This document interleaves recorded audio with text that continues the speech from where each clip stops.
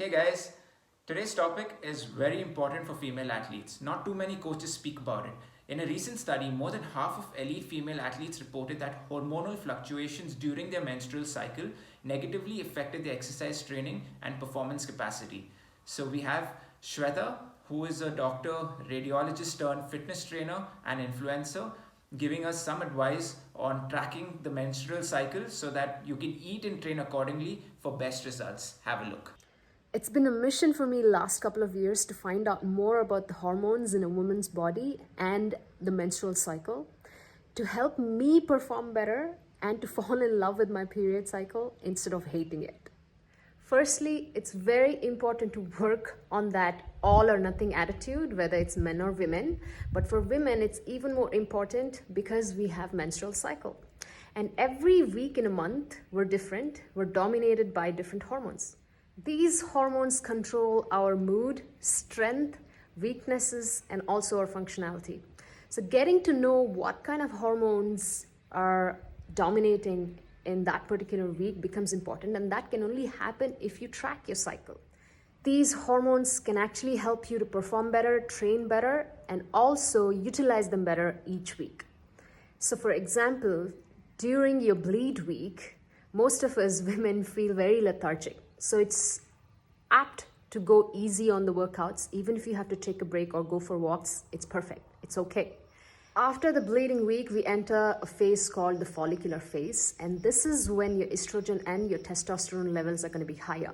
This is the time that you need to lift heavy weights and make use of testosterone production in your body and focus on strength and building that muscle tone that you've been wanting for a long time. Then we're going to enter a phase called luteal phase in the third and the fourth week, where your progesterone levels are going to be higher and estrogen is going to be comparatively lower. So this is the week that is very suitable for HIIT workouts and focus on some power workouts and endurance, agility, all of that stuff.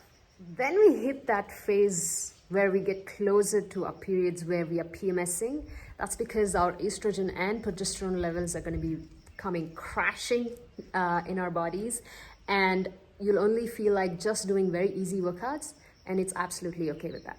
Getting to know these kind of things about hormones and what they do each week in your menstrual cycle will only help you to train better and perform better when you start competing.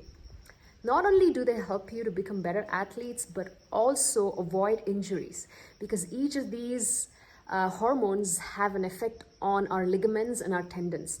For example, in your second week, when estrogen and testosterone are high, our ligaments are going to be a little loose and our tendons are going to be really tight. And when this estrogen is high, and if you end up doing high intensity workouts without varying your workout routine, you may end up with some ligament injuries. And studies have shown that most women having trouble with their ligaments or ending up with ligamentous injuries if they don't vary their workouts. And just like training for your cycle, eating right for your cycle is also very important. Proper nutrition is very essential to help your body produce certain hormones. For example, going low carb the entire month is not recommended, especially for women or girls who've just hit puberty, because carbs are very important to make certain hormones in our bodies, especially 10 days prior to your period. Make sure you eat good amount of carbs, good carbs, and not junk.